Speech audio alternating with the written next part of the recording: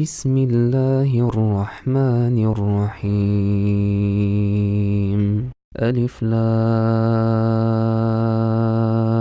را، تلك آيات الكتاب المبين.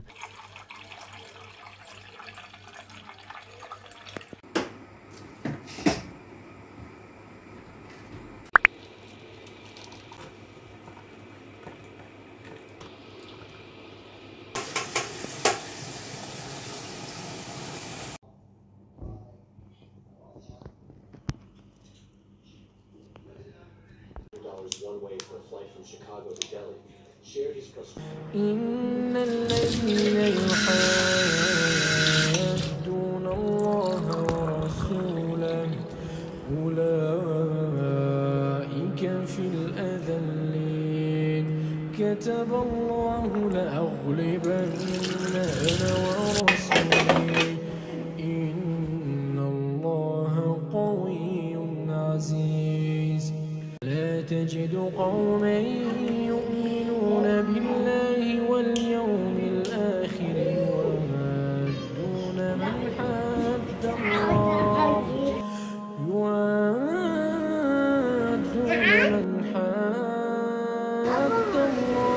ورسوله ولو كانوا آباءهم أو أبناءهم أو إخوانهم أو عشيرتهم أولئك كتب في قلوبهم الإيمان وأيدهم بروح منه ويدخلهم جنات تجري من تحتها الأنهار خالدين فيها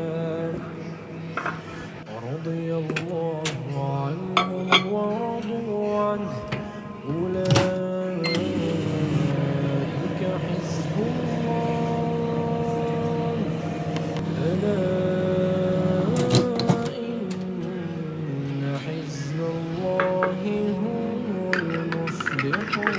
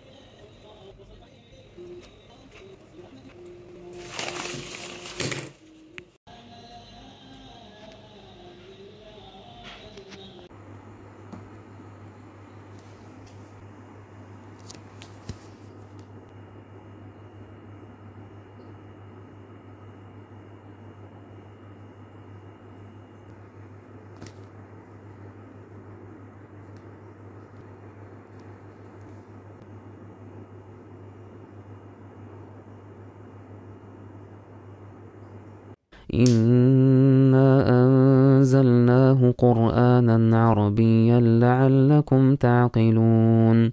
نحن نقص عليك أحسن القصص بما أوحينا إليك هذا القرآن وإن كنت من قبله لمن الغافلين. إذ قال يوسف لأبيه يا أبت إني رأيت 11 كوكبا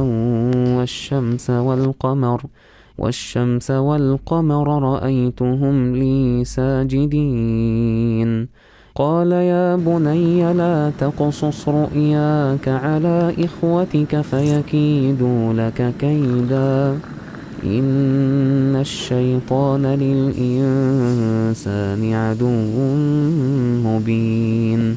وكذلك يجتبيك ربك ويعلمك من تأويل الأحاديث ويتم نعمته عليك وعلى آل يعقوب كما أتمها على أبويك من قبل إبراهيم وإسحاق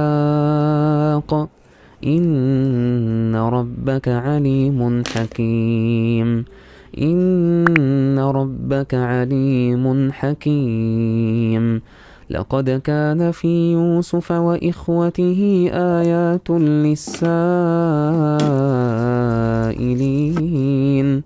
إذ قالوا ليوسف وأخوه أحب إلى أبينا منا